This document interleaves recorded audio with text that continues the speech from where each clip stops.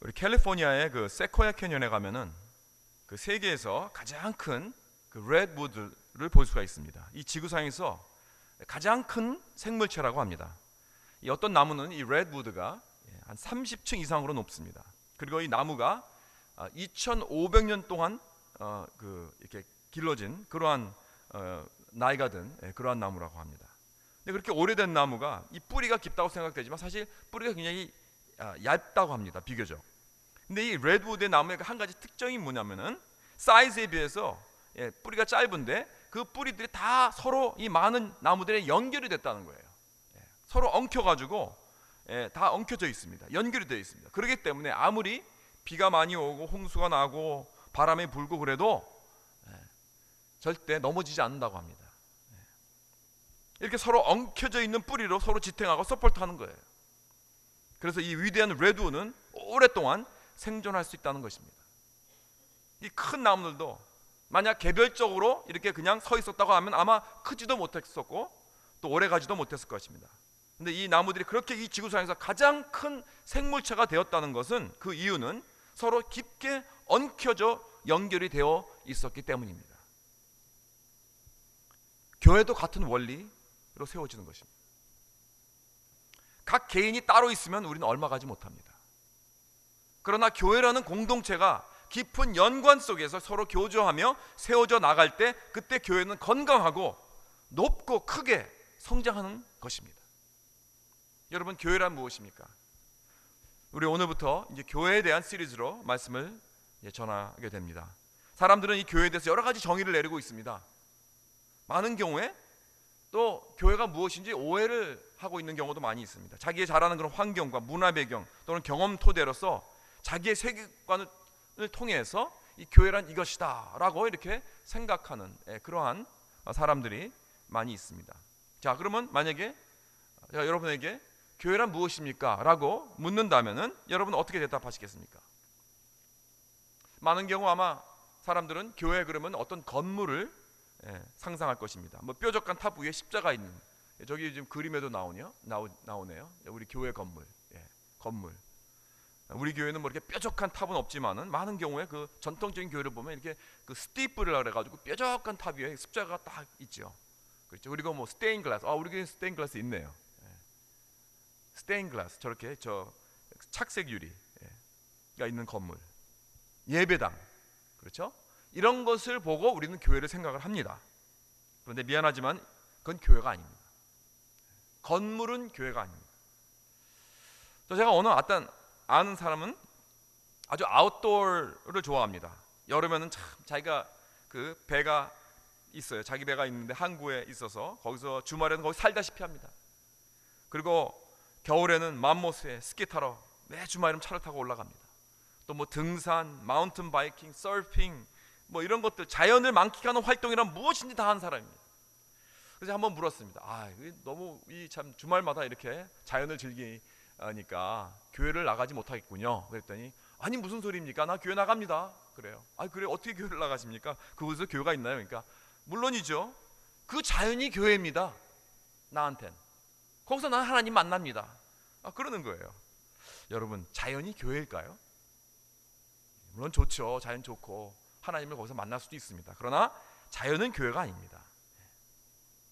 어떤 젊은 사람들은 또 이런 사람들도 있어요. 요즘에 보면 이게 참 이렇게 뭐랄까 좀 이렇게 붐이 일어나는 그러한 그 추세인데, 뭐 주일에 같이 커피숍에서 만납니다. 그리고 커피 마시면서 이야기를 나누고 서로 즐깁니다. 그리고 나가서 점심도 같이 먹습니다. 그리고 뭐 저녁도 먹고 나가서 그냥 행아웃 하면서 같이 서로 뭐 성도의 교제라고 하면서 즐기면서, 그러면서 뭐라 그러냐면은 이게 교회라는 거예요. 이게 교회입니다. 그게 교회입니까? 그건 교회가 아닙니다. 또 여러분 혹시 들어보시니 모르지만 뭐 잘 아시겠지만 파라처치라는 게 있죠. 파라처치 무브먼트, 파라처치라는 것이 있습니다. 모여서 어떤 특별한 사람들과 함께 성경 공부를 하거나 또 교회가 잘 하지 못하는 것들을 이렇게 커버해주는 어떤 그런 특별한 그런 어떤 기독교 그 그룹입니다. 그래서 뭐 커피 브레이크도 하나의 파라처치라고 할 수 있고요. MOP에서 프리스쿨 그 자녀들을 둔 어머니들의 모임, 뭐 CCC, 대학교에 뭐 페라처치가 많습니다. 내비게이터, CCC, 우리 KCM, 석태현 목사님께서 시작하신 그 KCM도 이것도 페라처치죠. 그런데 어떤 사람들은 이런 페라처치가 교회라고 생각하는 사람이 있어요. 난 교회 안 나갑니다. 왜냐면 이거 여기 조인하면 여기서 은혜 받고 여기서 너무 좋습니다. 그런데 여러분, 페라처치는 교회가 아닙니다. 제가 요즘 그 목요일마다 이게 시간이 되면은 이제 캠퍼스 다니면서 우리 KCM 모임들을 제가 이제 방문하고 있으면서 사람들을 만나고 있는데 많이들 모이더라고요. 한 뭐 거의 100명씩 오더라고요, 학생들이. 참 아주 잘 되고 있습니다, 우리 KCM이. 근데 그 참 감사한 것이 첫 모임 그 시작할 때 딱 그 사회 인도자가 뭐라 그러냐면은 이렇게 시작합니다. KCM is not a church. 딱 그래요. 이건 교회가 아닙니다. 여러 학생들 주말에 주일날 이 주위에 교회가 많이 있으니까 교회 나가서 섬기세요. 인포메이션 필요하면 오세요. 알려드리겠습니다. 어떤 교회가 좋은 교회들인지. 그렇게 하면서 딱 그렇게 하고 시작을 하더라고요. 이건 교회가 아니라는 거예요. 얼마나 감사한지 모르겠어요. 맞습니다. 페라처치는 교회가 아닙니다. 그럼 교회는 무엇입니까? 교회는 사람들입니다. 건물도 자연도 아니고 조직도 아니고 회의도 아닙니다. 성령 받은 성도들의 모임입니다. 그럼 교회의 주인은 누구입니까? 교회의 주인은 사람들이 아닙니다. 교회의 주인은 머리 대신 예수 그리스도입니다. 예수님께서 이렇게 말씀하셨습니다. 내가 이 반석 위에 내 교회를 세우리니 그랬습니다. I will build my church 그랬어요. 내 교회라 그랬어요. 그러니까 교회는 뭐 어느 목사님의 교회가 아니고 어느 사람들의 교회가 아닙니다. 예수 그리스도의 교회입니다. 그리고 교회는 원칙대로 세워지는 것입니다. 어떤 원칙인가? 성경적인 원칙. 성경에 어긋나는 원칙이라면 그거는 교회가 아닙니다. 그런데 우리가 이 원칙과 방법을 잘 구분해야 됩니다. Principle versus method. 이걸 우리 잘 구분해야 돼요. 이거 좀 혼돈하면 안 됩니다. 어떤 교회든지 교회는 원칙은 다 같아야 됩니다. 왜냐하면 성경적으로 나와야 되니까. 그렇죠? 원칙은 성경이니까. 원칙은 다 같습니다. 그러나 원칙을 위한 방법은 다 달라질 수 있어요. 예를 들어서 성경에 말씀을 전하라고 했습니다. 말씀을 전해야 됩니다. 교회란 말씀을 전하는 곳입니다. 말씀이 없으면 안 되죠. 그러나 말씀을 전하는데 여러 가지 방법이 있죠. 제가 지금 하는 식으로 이런 토픽별 주제별 설교를 할 수도 있고, 또 어떤 분들은 이렇게 성경을 쭉 이렇게 처음부터 이렇게 쭉 이렇게 강의 설교하는 분들도 있습니다. 또 어떤 분들은 뭐 비디오도 쓰고 뭐 이야기식으로 하는 내러티브 설교도 있고요. 이 신학교에 가면 여러 가지 그 이런 커뮤니케이션, 말씀을 어떻게 커뮤니케이션 할 것인가, 어떻게 내가 의사소통을 할 것인가 하는 걸 그런 방법들 다 배웁니다. 그러니까 이런 여러 가지 방법을 사용할 수 있어요. 거기에 맞는. 다릅니다. 성경에서 시와 찬송과 신령한 노래들로 주께 노래하며 찬송을 하고 그랬습니다. 이건 원칙입니다. 주님 앞에 우리는 찬양하고 찬송해야 됩니다. 그렇다면 어떠한 찬송을 부르고 어떠한 노래를 만들어 부를 것인가 하는 건 각 교회마다 다릅니다. 조금씩 다를 수 있습니다. 어떤 교회는 복음 성공만 부르는 교회, 제가 그 콜로라도에서 영어 목회할 때는 우리는 뭐 찬송가를 안 불렀어요. 그냥 이 contemporary Christian music, CCM 이런 그 요즘 이게 막 많이 새로 나오는 그러한 곡만 사용했습니다. 그리고 드럼과 무슨 이런 거 다 사용하면서. 또 어떤 교회 가면 찬송가만 부르는 교회가 있어요. 또 어떤 교회는 뭐 이런 아프리카 같은 데 가면은요, 뭐 북치고 거기에 따른 그 문화적인 어떤 그런 그 리듬이 있습니다. 그런 리듬을 가지고 자기네들이 그 아는 그러한 아주 친근한 그러한 방법으로 하나님께 그 노래를 만들어 찬양을 합니다. 다릅니다. 우리 전통 한국 교회는 옛날에 그 유럽의 클래식한 그러한 찬양을 참 좋아하는 것 같아요. 뭐 핸델이라든가 뭐 바하, 모차르트 뭐 이런 음악. 여러분, 원칙은 같지만 여러 가지 방법과 악기와 언어와 모양으로 하나님께 찬양을 하는 거예요. 여러분, 하나님은 이 모습을 보고 참 즐거워하실 것 같아요. 이렇게 다양하게 각자 뭐 하나님이 이렇게 딱 일률적입니까? 그렇지 않잖아요. 하나님은 다양하신 분입니다. 우리를 참 브라이어리하게 만드셨어요. 독특하게 다 만드셨어요. 그렇기 때문에 우리는 이러한 여러 가지 모습으로 방법으로 하나님께 찬양과 영광을 돌리는 것입니다. 그렇기 때문에 우리는 서로 방법이 다르다고 다른 교회를 판단하거나 비판하면 안 됩니다. 원칙만 지키면 됩니다. 방법은 다를 수 있어요. 오늘 우리는 초대교회의 모습을 통해서 이 참된 교회의 모습이 어떤 것인지 보도록 하겠습니다. 정말 교회다운 교회가 무엇인지 보고 배우기 원합니다. 저는 확신합니다. 아직도 이 세상에는, 이 세상의 오직 소망은 교회입니다.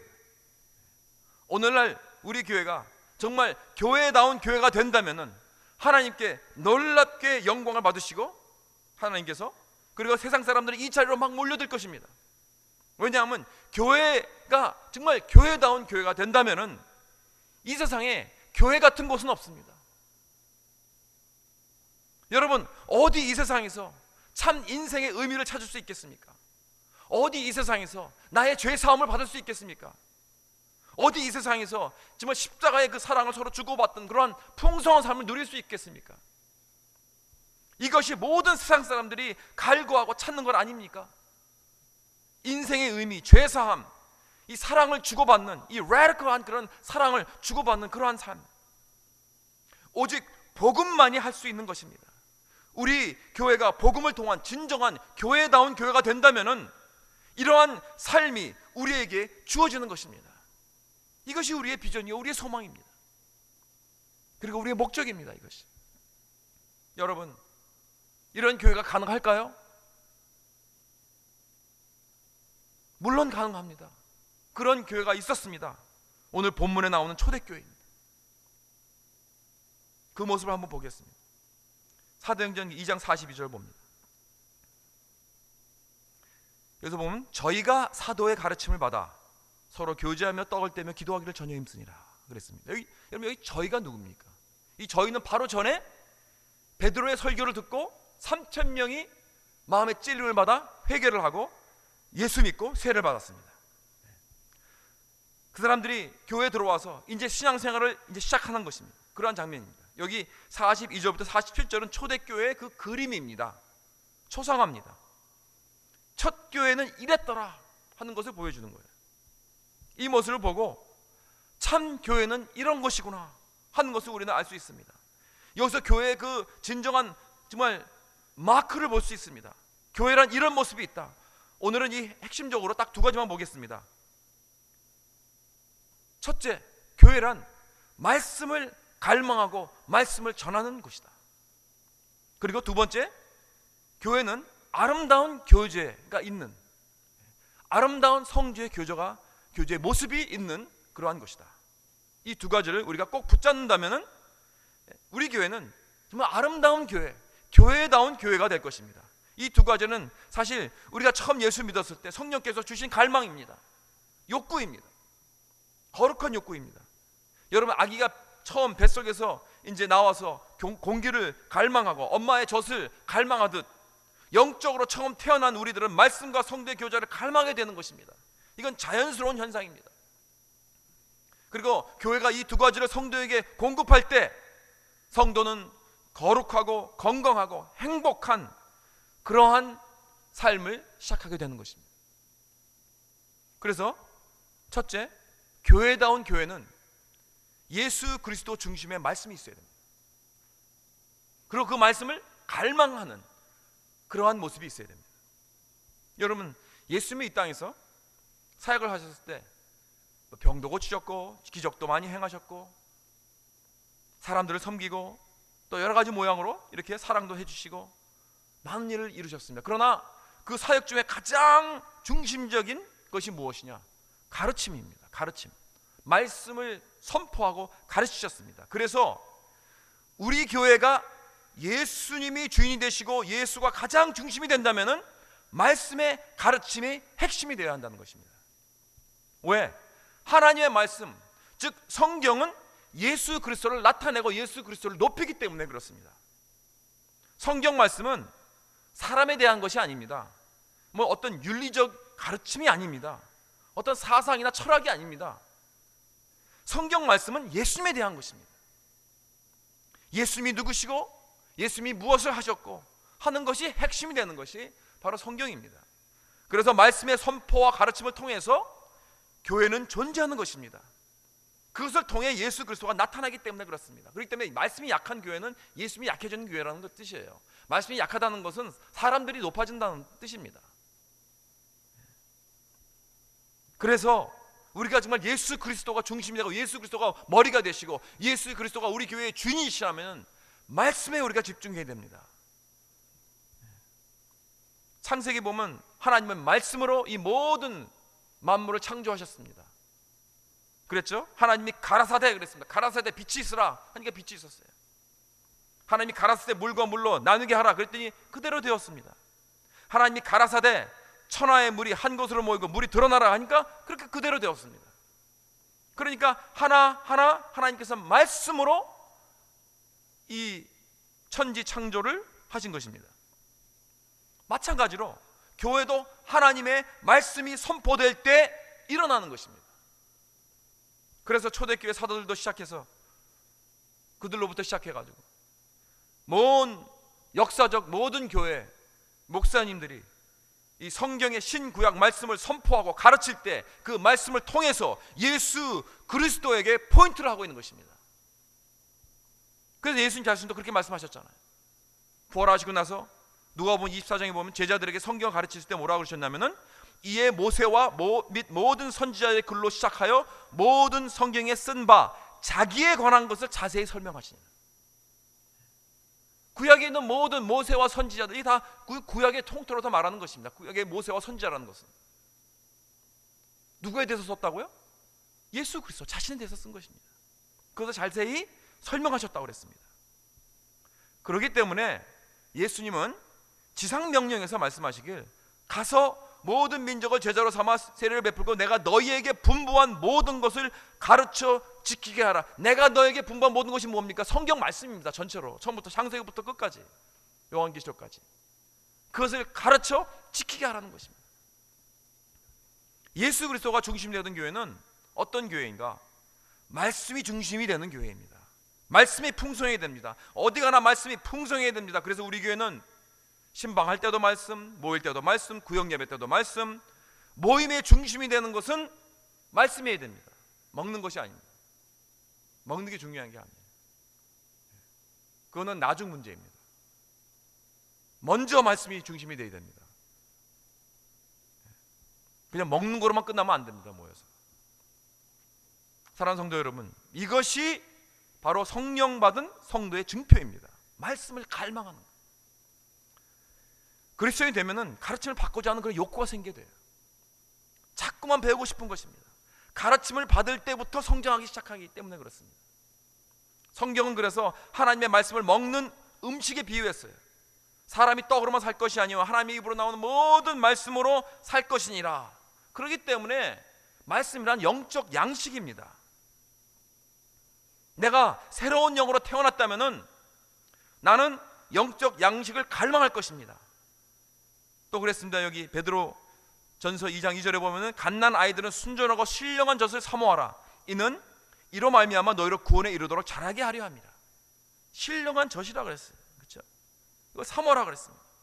여러분 갓난 아기를 키워본 엄마들은 잘 아시겠지만은 갓난 아기는 배고파서 막 울을 때 여러분 앞에서 막 장난감을 주면 그칩니까?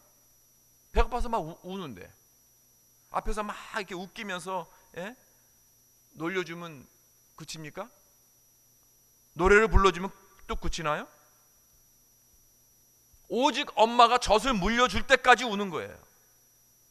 배가 고프면 젖을 먹을 때까지 웁니다. 그게 갓난아기입니다. 우리도 마찬가지입니다. 성령님께서 내 안에 계셔서 나에게 그런 욕구를 주신단 말이에요. 하나님의 말씀을 먹을 때까지 나는 만족감이 없을 것입니다.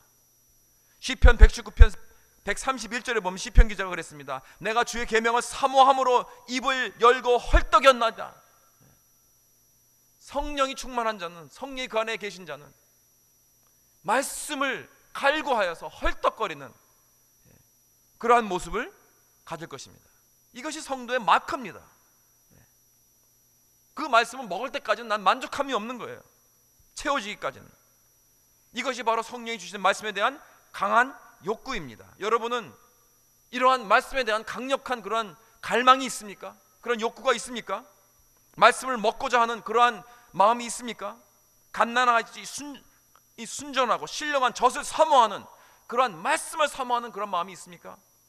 그런 마음이 없다면은 여러분 아직 성령을 모르십니다. 성령이 있다고 할 수 없습니다. 이런 마음을 달라고 우리는 간구해야 됩니다. 하나님께서는 주님의 교회를 부흥시키시거나 누군가를 하나님의 주님의 일꾼으로 세우실 때 그들에게 하나님의 말씀에 대한 그런 갈망을 먼저 주십니다. 여러분 우리 교회가 부흥을 맛보는 교회가 되기 원하십니까? 말씀을 갈망하십시오.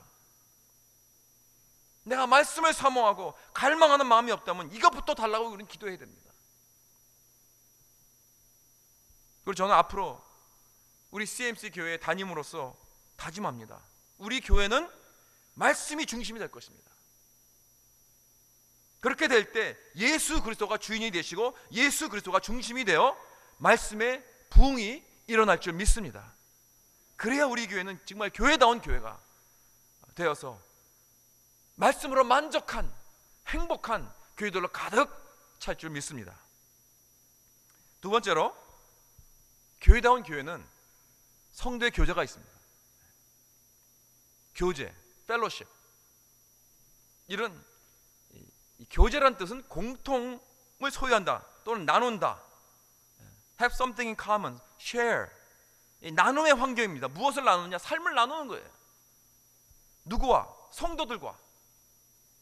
그래서 교제란 안 믿는 사람들과는 교제할 수 없어요. 그건 교제가 아닙니다. 뭐 친구가 될 수는 있죠. 무슨 친목회를 갈 수는 있습니다. 그러나 그건 성도의 교제가 아닙니다. 교제가 아닙니다.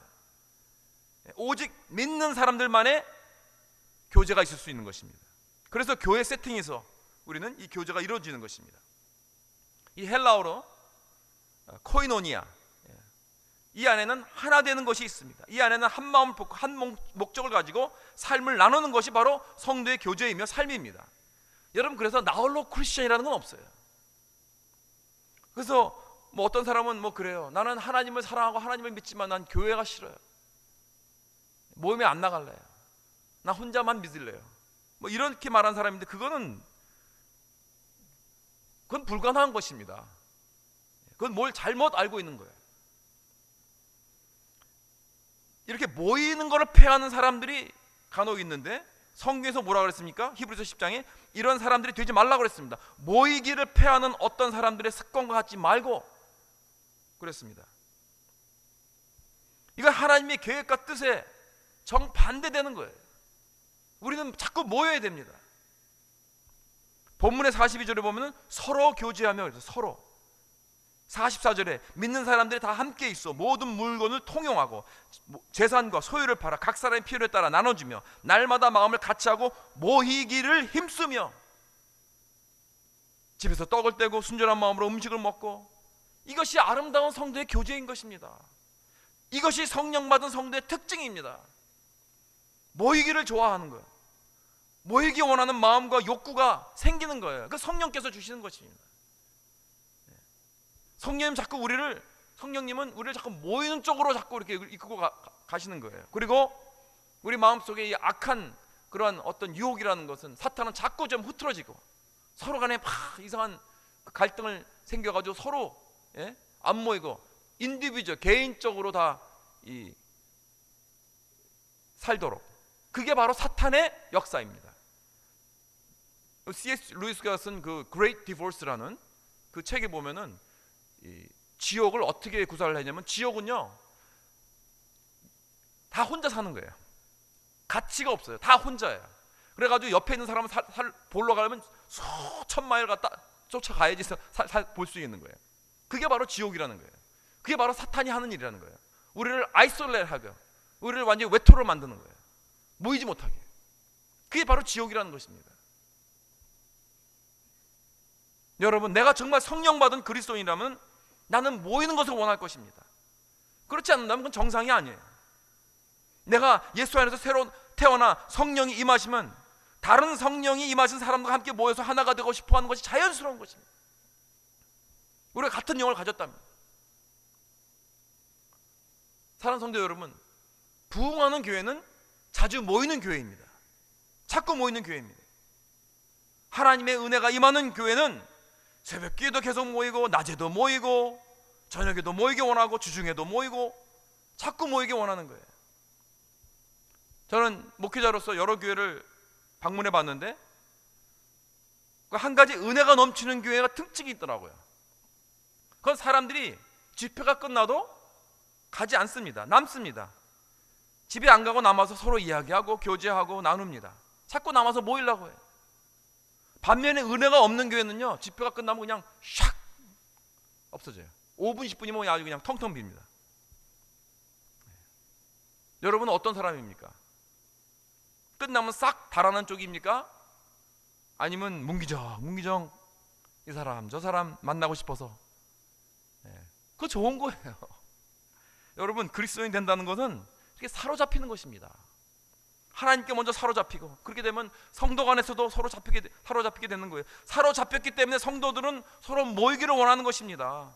자꾸 모여야 성도의 교제가 일어나는 겁니다. 집으로 초대하고 스타벅스 가서 만나고 식당에서 만나고, 그래야 성도의 교제가 일어나는 것입니다. 그런데 만나서 험담은 하지 마세요. 가십은 하지 마세요. 그러라고 만나는 거 아닙니다. 제가 오래전에 있던 어떤 교회에서 구역예배 초대를 받아서 가봤는데, 구역예배 끝나고 나서 아주 은혜롭게 다 끝나고 나서 식사를 하면서 구역장님부터 시작을 해가지고 그 교회에 대해서 그렇게 험담을 하는 거예요.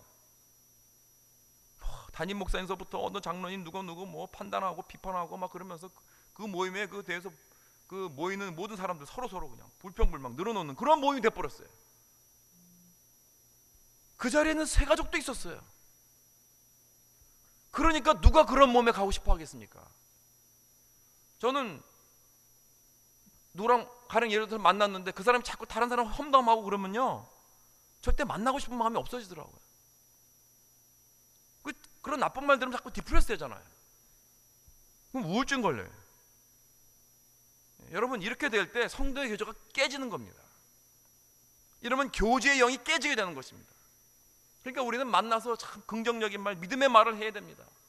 물론 어려운 이야기를 자기가 고통, 고난을 해야 됩니다. 그것을 가지고 서로 위해서 기도해주고, 모여서 우리는 하나님의 말씀으로 채워지고 서로 나눠지고 서로 기도해주고 서로 떡을 떼며 서로 통용하고 서로 격려하고 서로 하나님을 찬미할 때 이 피곤하고 각박한 그런 이민 생활을 살아나가면서 나의 짐이 덜어지는 것이 되어야 됩니다. 수고하고 무거운 짐자도 다 내게로 오라, 내가 너희를 쉬게 하리라 하는 예수님의 그 말씀이, 그 나의 영혼의 쉼이 만남으로써 이루어져야죠. 서로 험담하고 가십하면 더 짐이 늘어나는 거 아닙니까? 그래서 우리 CMC 모임들은 정말 만나면 영의 쉼을 받는 그런 아름다운 모임이 될 수 있기를 주님의 이름으로 축원합니다. 그래서 성도의 교제는 세상과 다릅니다. 세상에선 절대 볼 수 없는 그런 사랑과 희생의 교제가 있어야 됩니다. 그걸 체험할 수 있어야 됩니다. 그런 게 없다면은, 우리 교회가 세상 다른 모임과 별다를 게 없다면은 그건 교회의 모습이 될 수 없습니다. 교회의 권세는 하나님의 능력이 성도들 간의 교제에서 나타나게 되어 있습니다. 이 세상에서 찾아볼 수 없는 그런 관계 속에서 놀라운 일들이 일어나는 것을 세상 사람들이 목격할 수 있어야 돼. 여기 본문에 보면 43절에 보면은 기사와 표적이 많이 나타났다고 했어요. 저는 이 기사 표적이 무슨 뭐 앉은 자가 일어나고 장님이 눈을 뜨고 막 이런 놀라운 힐링 역사 뭐 꼭 이런 것만은 아니라고 봅니다. 물론 그것도 있었겠죠, 분명히. 그러나 세상 다른 곳에서 볼 수 없는 그런 놀라운 일들이 성도의 교제 안에서 일어나는 것을 보고 있는 거예요. radical한 그런 love, 정말 이 세상에서 볼 수 없는 그런 사랑, 그런 희생, 그런 게 놀라운 기적들이라는 거예요. 이 한국 교회 역사에 보면은 이런 아름다운 이야기가 있습니다. 일제시대 때 그 경상도에 큰 흉년이 있었는데, 그곳에 이자익이라는 사람이 살았는데, 이제 굶어 죽게 되니까 전라도로 가기로 결단을 했습니다. 그래서 거기는 이제 평야지대니까 거기 가면은 뭐 주워 먹더라도 굶어 죽지는 않았겠지 싶은 거예요. 그런데 그 금산까지 왔는데, 금산에는 큰 부자가 있었는데 그 이름은 조덕삼이었습니다. 그래서 이자익은 이 조독삼의 집에 들어가 머슴살을 냈습니다. 그냥 먹을 것만 주십시오. 그럼 내가 열심히 일하겠습니다. 근데 이 조독삼이라는 사람이 집에 머물고 있던 뭐 집이 크고 부자니까 뭐 여러 사람들이 와서 이렇게 거주하고 그랬나 봐요. 미국 선교사님이 오셔서 거주하고 있었는데 그를 통해서 조독삼도 예수 믿고 그 머슴인 이자익도 예수를 믿게 되었다고 합니다. 그래서 이제 조독삼이 처음엔 자기 집을 예배당으로 사용해서 이제 모여다가 나중에는 그 교회 건물을 따로 세워서 금산교회가 시작이 된 것입니다. 근데 이때 아주 무식한 이 이자익은 주인 아들이 독방에서 한 문자 읽는 소리를 듣고 그것을 어깨 넘어서 같이 암송하면서 한 문자를 배웠습니다. 그때 그 금산교회를 담당한 선교사님이 이제 더 이상 이제 매주일 설교를 할 수 없으니까 그때 믿음이 좋은 교회에서 믿음이 좋은 아주 그 청년 이자익에게 설교를 맡긴 거예요. 네. 여러분 그 모습을 보고 조독삼이란 이 그 머슴의 주인이 어떻게 생각했을까요? 그 당시에 어떻게 주인이 머슴아가 앞에서 설교하는 소리를 들을 수 있을까요? 그렇죠? 근데 그 사람이 뭐라 그러냐면은 조독삼이 말했습니다. 우리 집에서 머슴으로 일하던 일꾼이 교회의 설교자가 된다니 얼마나 자랑스러운가. 진심으로 기뻐했습니다. 그리고 자신은 앉아서 그 설교 들으면서 열심히 교회를 섬겼습니다. 은혜도 충만히 받았습니다. 조금도 시기질투하지 않았습니다. 그래서 성도들이 많이 늙어해서 이제 일꾼을 세우려고 장로 선정 투표를 했는데 뚜껑을 열어보니까 결과가 완전히 정반대였습니다. 당연히 조독삼이 장로가 될 줄 알았는데 그 머슴한 그 이자익이 주인을 누르고 장로가 된 거예요. 이제 이건 뭐 주인이 머슴을 장로로 섬긴다는 게 상상도 할 수 없는 일이죠. 그때 당시에. 그래서 성도들은 이제 우리 교회는 풍지박살 났구나. 그래 걱정했습니다. 그런데 그렇게 되지 않았습니다. 그때 조독삼이 일어나서 성도들에게 이렇게 말했다고 합니다. 여러 교우들이여 참 감사합니다. 저는 나이가 많아서 교회 봉사하기 어렵습니다. 그러나 이자익은 장로로 선출하여 이렇게 일하게 됐으니 감사한 일입니다. 그는 젊습니다. 지혜가 있습니다. 열심히 있습니다. 우리 이자익을 장로로 잘 받아들여서 교회를 성장시키십시다. 모두가 감격에 있어서 막 박수를 쳤습니다. 그리고 그 다음 해에 이제 조독삼도 장로가 되었습니다. 이 조독삼은 자기 모습을 장로로 잘 섬겼다는 거예요. 이 마을 사람들이 이것을 보고 아주 감탄합니다. 야, 정말 예수 믿는 거 이거 정말 대단한 거구나. 저렇게 주인이 머스마를 저렇게 섬길 수 있나. 이런 소문이 아주 자자하게 납니다. 그러니까 주변에 그 금산교회가 좋은 영향력을 미쳤습니다. 그리고 많은 사람들이 교회를 찾아와서 막 예수를 영접합니다. 1920년도 당시에 그 작은 시골에서 300명이 넘는 그러한 교회가 되었습니다. 조독삼 장로가 이 머슴 또 이자익 장로를 또 얼마나 잘 섬기, 그 중에 나중에 평양신학교로 이제 유학까지 보냅니다. 그래서 이 장로는 목사 안수를 받고 나서 이제 금산교회로 돌아와서 담임 목사가 됩니다. 이 얼마나 아름다운 이야기입니까? 이자익 목사님도 훌륭하지만은 저는 조독삼 장로님이 더 훌륭합니다. 교회는 이런 도저히 화합하기가 불가능한 사람들이 모여서 하나가 되는 그러한 능력을 보여주는 곳입니다. 이 세상에는 볼 수 없는 그러한 일들이, 이런 일들이 정말 놀라운 기적과 표적으로 일어나야 된다는 거예요. 우리 교회가 정말 초대교회에 살아있는 교제의 능력을 맛보게 되면은 우리는 자꾸 모여야 됩니다. 모였을 때 그리스도의 능력이 나타나기 시작합니다. 모였을 때 희생이 뭔지, 섬김이 뭔지, 남을 세워주는 것이 뭔지 연습하고 알 수 있는 것입니다. 그리스도 안에서 여러 가지 다양한 사람들이 모여서 하나가 되는 것이 뭔지 우리는 체험하고 실천하고 알 수 있는 것입니다. 아름다운 교회가 무엇입니까? 말씀을 사모하고 말씀 중심이 되는 것입니다. 아름다운 교회가 무엇입니까? 성도의 교제 속에 살아있는 사랑이 넘쳐 흘러서 세상에서 볼 수 없는 놀라운 일들이 일어나는 곳입니다.